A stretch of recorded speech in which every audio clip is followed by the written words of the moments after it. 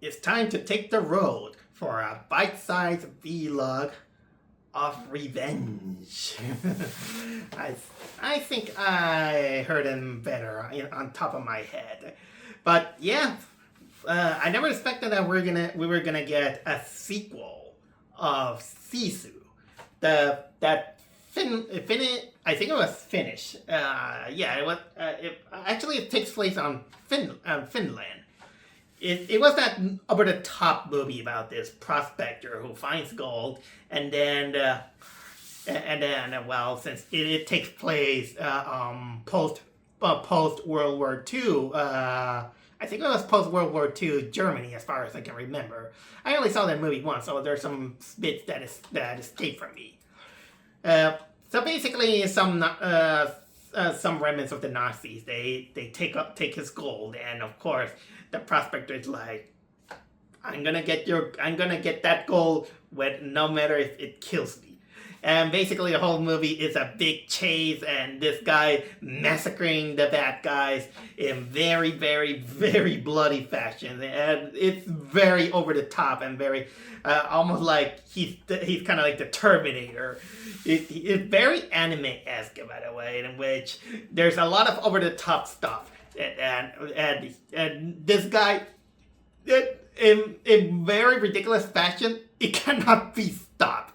But at the end of the day, the first season, I enjoy it a lot, so much that I even put it higher on one of my top 10 best movies of that year.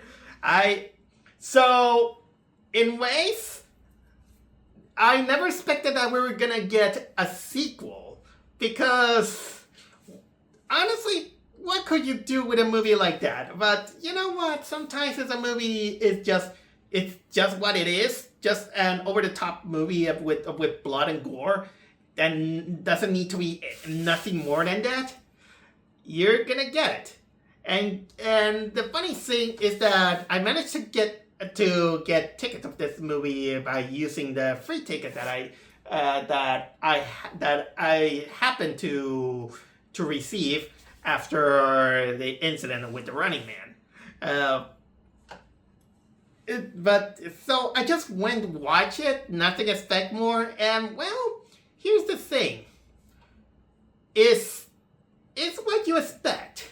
It's almost the same thing, but just with a different scenario and all this stuff. Yeah, you don't expect much of it. You're gonna at least with just watching carnage, you're gonna be satisfied, and that's what I got.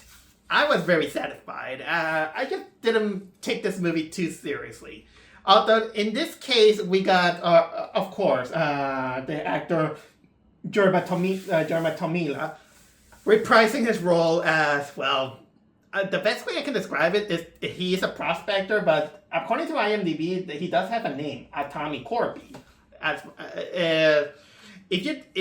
like the first movie, he was a veteran. He lost his family during the war, and he's just doing the stuff what he get by in order to live a peaceful life.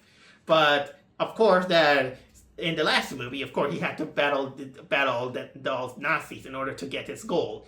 And of course, he took their dog with them. Now he lives with the dog, and in this movie, he just goes back to his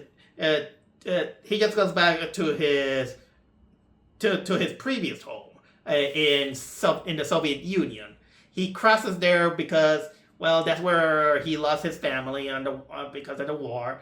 But he decides that he's gonna take all the usable wood from his house, which was a cabin and all this stuff, and he's gonna bring it back to his home in Finland, where he can make his new home.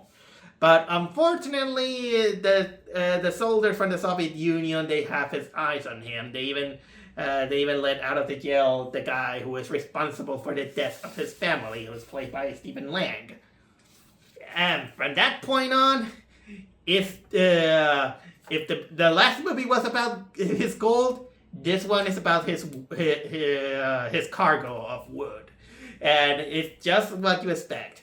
A lot of blood, a lot of fights, a lot of gore, and him being a total deadass. That's just all you need about the movie. Explosions, a lot of blood, a lot of gore, a lot of over-the-top moments. Nothing more, nothing less. I just came out like I just watched something.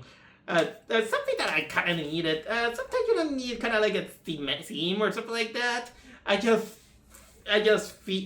watched something that it is fun and all this stuff, and even the climax makes you feel really really satisfied. But I do warn you that there's some moments in which the pain makes you cringe. But well, that's what you get with this guy who has a lot of Sisu, which again, just like the first movie, it's not exactly a word with a definite definition, but it does have some determination.